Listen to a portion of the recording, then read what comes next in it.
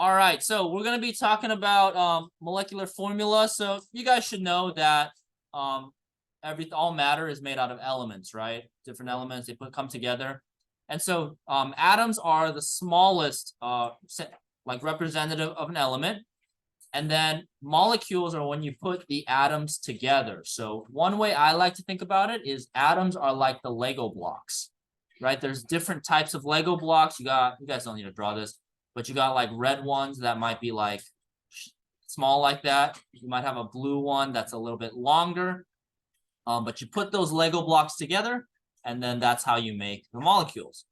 Okay, we know the symbols for these elements. We get them from the periodic table. So for example, like hydrogen or oxygen. And then when we want to write the formulas for a molecule, we just put those symbols together. So we got a couple examples right here. Hydrogen gas is H2, which means it's one molecule, but it's made out of two hydrogens. We got water, H2O. It's one molecule, but it's made out of three atoms, two hydrogens and one oxygen. Does that make sense? Okay. Hopefully this is review from old chemistry. Yeah. They're basically the same thing. Atom is the general term. Element is like the specific atoms. So for example, like if sports is the general term, right? There's different types of sports, right? Same thing with atoms. Atoms is the general term, and there's different types of atoms, and we call those elements. Yeah. Make sense? For sure. Oh, good question. All right, so let's get into 2.8. Actually, I'm going to zoom in a little bit. Wow, too much.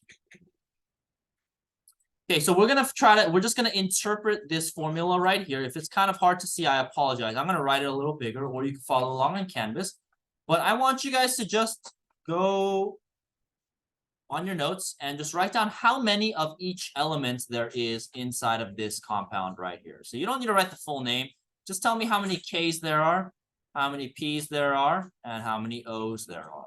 Okay, so take about maybe 30 seconds to do that on your paper. Shouldn't be too tough.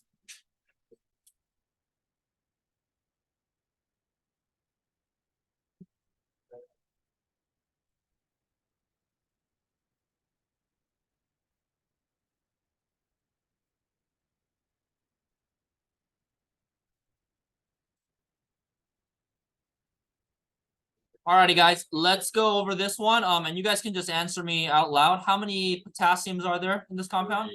Three, yeah. Super easy. All we need to do is just look at the number behind the element, right? There's 3 potassiums, so I'm just gonna write this. How many phosphorus are there? One. There's no number here, which means there's just one phosphorus. Okay, and how many oxygens? 4. Okay, easy peasy. Any questions on that? Okay. So you guys probably learned this in your previous chem classes, just interpreting it. So we're gonna go on to a different type, or I guess a different type of molecular compound. And this is the one with parentheses inside of it. So super scary. So we got this right here. And same thing, we're gonna figure out how many of each element is in this compound. Now, I'm gonna show you guys how the parentheses work. The parentheses are really simple. Basically, there's a number on the outside of the parentheses. All you have to do is multiply everything inside the parentheses by that number on the outside, okay? So I want you guys only to look inside the parentheses. So how many nitrogens are inside the parentheses? 1. So we do 1 times 2, which means there are 2 nitrogens. Okay, let's look at the hydrogens. How many hydrogens are inside the parentheses? 4. So 4 times 2 is 8. And then from there, it's the same thing. Sulfur has no number, so that's going to be 1. Oxygen has a 4, so it's going to be 4. All right, any questions on that one? Hopefully not too bad. Okay, we're going to skip 2.10. It seems like you guys are pretty familiar with these parentheses stuff. And then we're going to go on to the next thing. Okay, so the next thing, we're going to be learning about a different type of molecular formula. And I do want you guys to write this down right here, okay? So the type of formula you guys are probably more familiar with, they're called molecular formulas. And these tell you the actual number of atoms inside of the molecule. So tell you the exact number of each element inside the molecule. So for example, we got H2O2. This is hydrogen peroxide. Okay, it's like rubbing alcohol. And hydrogen peroxide, the exact formula is H2O2, which means it's made out of 2 hydrogens and 2 oxygens. Okay. And if you want to, shorthand it and write MF, I'm cool with that too.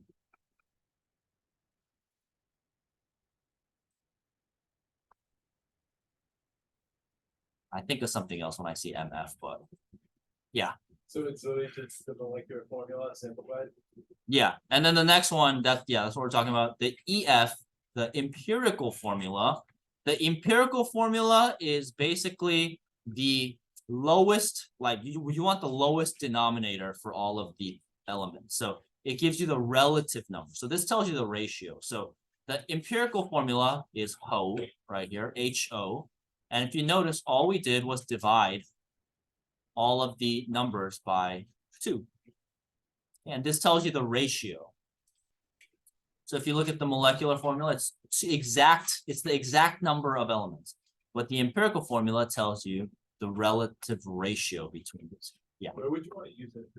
So we use empirical formulas when we don't know what compound it is. And it helps us kind of figure out the ratio first, and then we can start using the mass of the thing we're looking at to figure out the exact molecular. We're actually going to have a problem with this. Empirical formula gets more important next unit, but I kind of wanted to introduce it to you guys right now. Yeah. AP Test loves empirical formulas. Yeah, and you'll be converting from empirical to molecular. Okay. Any questions on the difference? Hopefully it's not too bad. Yeah.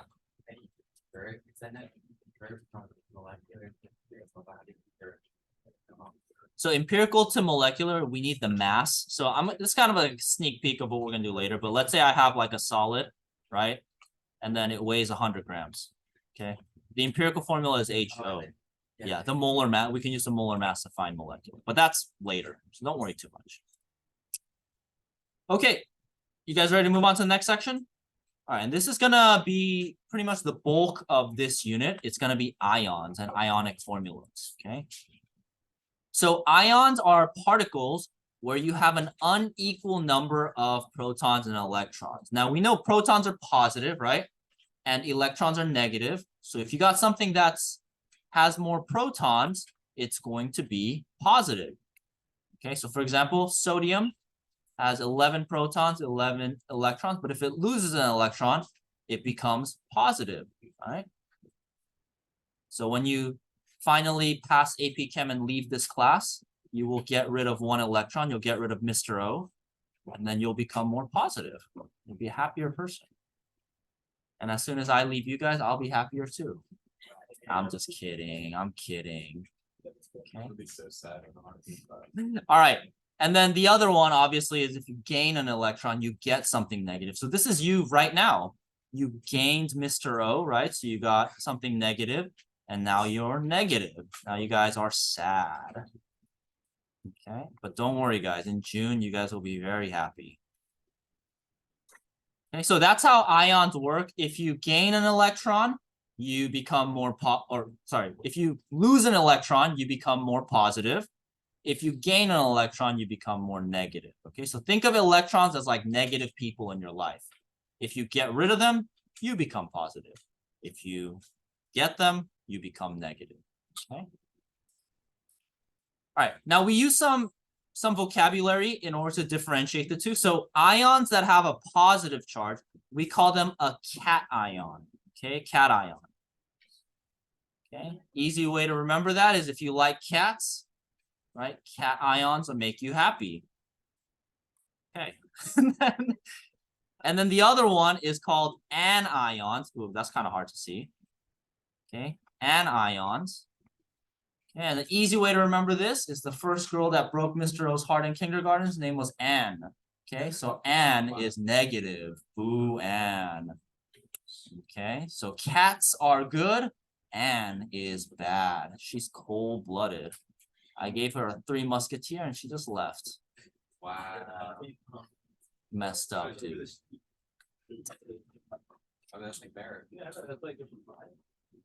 That was not a proposal, dude. I like to maintain that I have 100% rate in relationships because my wife was my first girlfriend. So one and done, dude. 100%. All right. Great job, Mr. Thank you. I appreciate it. So, there are monatomic ions are ions that are made of just one element. So sodium, Na+, chlorine, Cl-.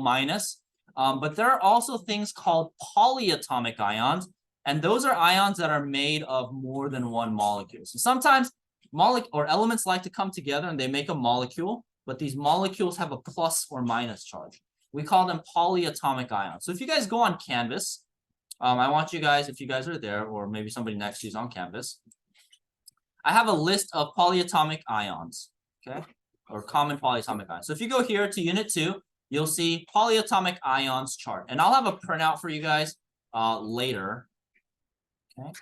But if you click on this, you'll see a list of polyatomic ions, and I need you guys to memorize all of these by the next test, okay? I'm just kidding. I'm kidding. Okay, so you do not need to memorize all of these, but the ones that I do recommend that you memorize, I put a red star next to them. Okay, and again, I will have a printout for you. All right, any other questions on the polyatomics? Please return to your classroom. Oh. Yeah. I guess to be like once we separate back. You're all done? Okay. Or all, not all done, but like almost. Okay, I need my AC went off. I need to get something from the printer for me. Okay, I will once I finish. You know what a printer is? I do not. Or like in the beginning. I'm not right now.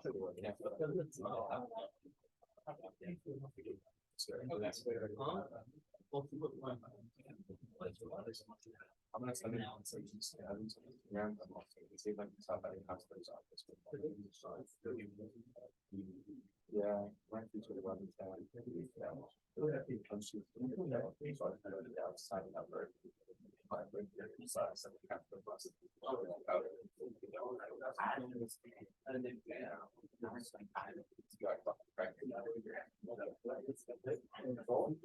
Are you rushing yet? Oh, she's started. Yeah, okay. That's great.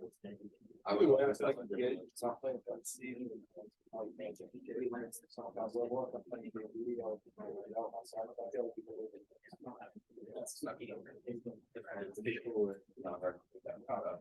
Alrighty, guys, let's go over 2.11. Should be pretty easy. What's the most common ion for gallium? Yeah, +3. So you'll write Ga3+. Okay, so Ga3+. And what's the MCI for phosphorus? minus. Yeah, -3. So it'll be P3-. Okay. Alright. Easy peasy. Alrighty. Let's move on. Okay, so we're gonna start talking about ionic and covalent compounds. So I'm just gonna tell you guys the difference between the two, but for this unit, we'll actually end mostly talking about ionic compounds, okay? So there's two types of most compounds are either ionic or covalent. We're gonna start with the ionic.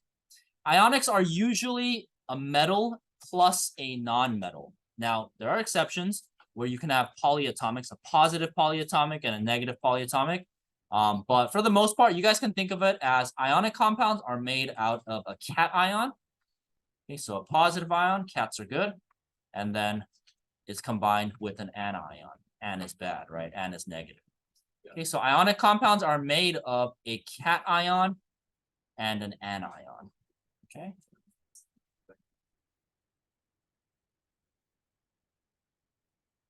All right. And the key thing here is that in an ionic compound, the electrons are transferred. Okay, so the electrons go from the cation to the anion.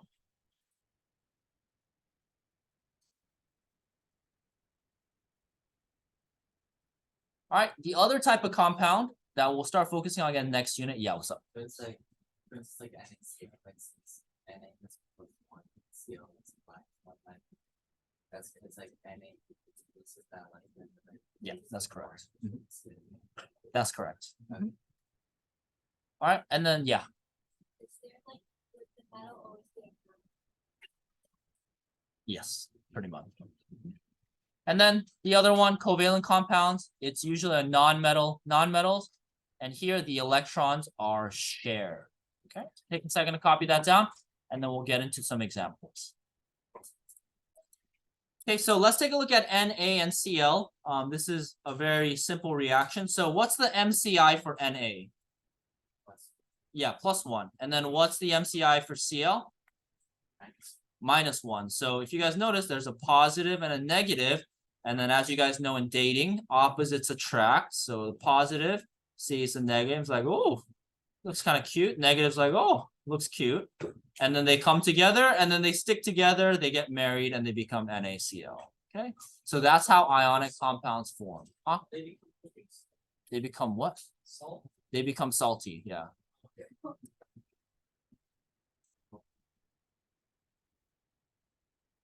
So that's how ionic compounds would form. Okay, so I want you guys to work on 12.12 with the person next to you.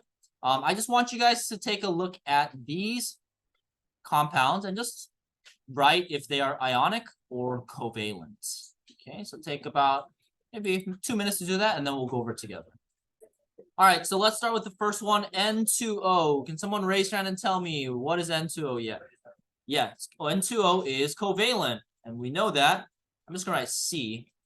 We know that's covalent because it's made out of nonmetals, right? Nitrogen, oxygen. Okay, so let's go Na2O. Someone raise your hand and tell me Na2O yet. Yeah, this one is ionic because metal, nonmetal. All right, let's go next one. CaCl2. Yeah. Yeah, this one is also ionic. Calcium is a metal. Cl is a nonmetal. Okay, what about SF4? Yeah. Spoilers, but okay, yeah. It is covalent. All right, Chloe, what about the next one? Yeah, this one is also ionic. And we know that because Mg, we know wants to become +2. And PO4, if you look on your polyatomic chart, is a -3 ion. So two, or a cation and an anion. All right, and then last one, NH4Cl. So anyone want to give me the answer to that? Yeah. Yeah, this one is ionic. This one's kind of a trick question because you might see nitrogen, hydrogen, chlorine, and you're like, hey, these are all nonmetals, which is true. But if you guys take a look at your polyatomic chart, you'll see that NH4 is a polyatomic ion. NH4 is right here. It's ammonium. Okay, so NH4 is actually a polyatomic ion right here. And Cl is an anion, and so this will be ionic. So that one was a trick question. So the key here is NH4 is a polyatomic ion, NH4 plus. So that takes priority over the fact that it's made out of nonmetals. Yeah. This one right here. Sodium is a metal. All the way on the left, Na. Yes, sodium is, no, you're good. Sodium's right here on the all the way on the left. It wants to be +1. Any other questions? Yeah, please feel free to ask me, guys. Usually I say there's stupid questions, but for AP Chem, there's no stupid questions. Because it is confusing. All right. So let's go on to number 13. So for number 13, what we're gonna do is we're gonna write the chemical formula for the compound that's made by these ions. Okay, so ionic compounds, they want to be balanced, right? Just like how if you have a friend group, right? If you have too many happy people, it's not a good friend group, right? But if you also have too many sad people, it's also not a good friend group. You need some happy people, some sad people, and you need to balance that happy, sad energy out, right? Same thing with ionic compounds. So for example, part A, we have Al3+, and then we have Cl-. Okay, now if we take a look at this, do we have more positive energy or negative energy? Yeah, way too much positive energy, right? It's like those people that are happy in first period and they like to talk a lot when you're still waking up. It's not good. So what we need is we need more chlorines to balance that energy out, right? How many chlorines do we need in total to balance out aluminum? 3. So we'll need 3 chlorines. Because that way we got just enough sad people to mellow out this aluminum. Okay, so if we put those together, they're going to create the ionic compound AlCl3 because there are 3 chlorines. Okay, does that make sense? Okay, so I'm gonna give you guys the maybe about 3 minutes. See if you guys can do B, C, and D with the person next to you, and then we'll go over them together.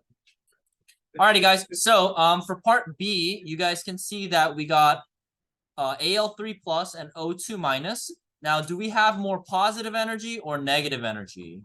Positive. So we got to add some negative people to balance this group out, right? What's up? Okay. So if we do that, what's the problem? Yes, too much negativity now, right? So we got to balance that out by adding some happy people. But if we do this, what's wrong now? It's too happy again. It's tough. So we add one more negative. And then finally, we balance out the positive and negative energy. So the ionic compound that's formed is Al2O3. Okay. Any questions about that one? Okay. So I'm going to give you the answers to the other ones. So Mg, you guys should have noticed Mg's MCI is 2 plus. Phosphorus is 3 minus. So that means you're going to make Mg3P2. Okay.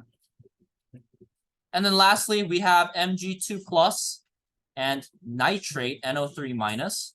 We're going to need 1 Mg and 2 nitrates. But in order to have 2 nitrates, you need 2 of the entire thing. So we put the entire thing in parentheses. Right? All right. Any questions on those?